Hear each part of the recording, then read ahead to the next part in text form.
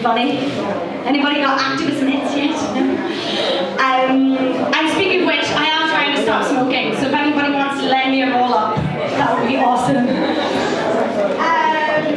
Alright, so one more thing.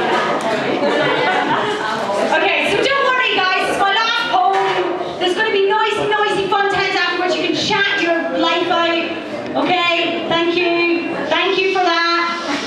Alright, so he's asking you to be quiet. We ought to shut the fuck up, right? I know you're not all 13, it's weird.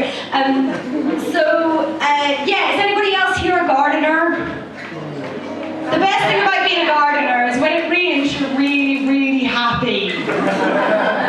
And my tomatoes are just turning red at the moment. It's like so exciting. And I love gardening. I just love it. And I just think everybody needs plants in their lives. And my dad has managed to convince the local council back in Northern Ireland to give them this bit of waste ground beside a housing estate, and they've got like 4 polytunnels now, and they've just built an eco house, and like different community groups come down and they grow loads of stuff and they have loads of food, and it's amazing. And I've got my boat and I've got like my plants on my boat. Basically it's like ridiculous, but it's fun.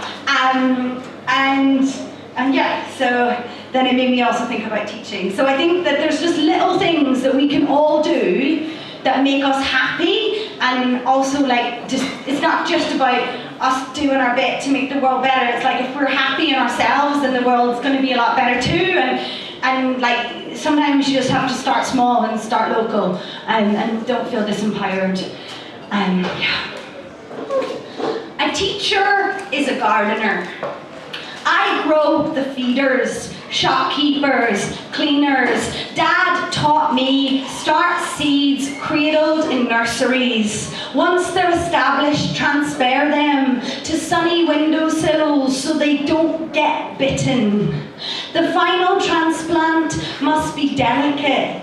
Bits can get broken in the move. Roots don't always take to new soil. Exposed to the elements, they get battered, crowded out. The gardener is responsible for separating, fertilizing, watering.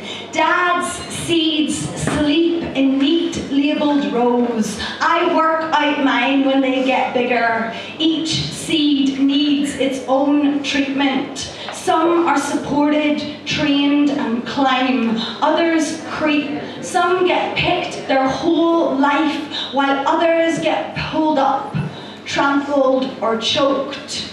Some get weeded out or never germinate. Some grow from cisterns of toilets, burst through window frames to the light and bloom purple, disruptive brilliance. These are my students. The soilless, rootless, neglected, the starved, who grow back scar tissue on stepped-on limbs, pea pod bellies forced into flowering early. Most gardeners don't grow, just mow their own, outsourced to the supermarket. Some cultivate the established, the stately homes, the rose bush, the decorative, the pretty, what makes money. Some maintain bowling greens or pitches for members of the club. You'll find me down the public park, or better still, the untamed spaces where the nature dictates what grows where. The tree forcing apart the iron bars doesn't know it's not supposed to be there, just that it's better than being in the dark. I plant myself in the waste grounds, the leftover corners too boggy to do anything useful with, and I push past nettle stings to build my den in it.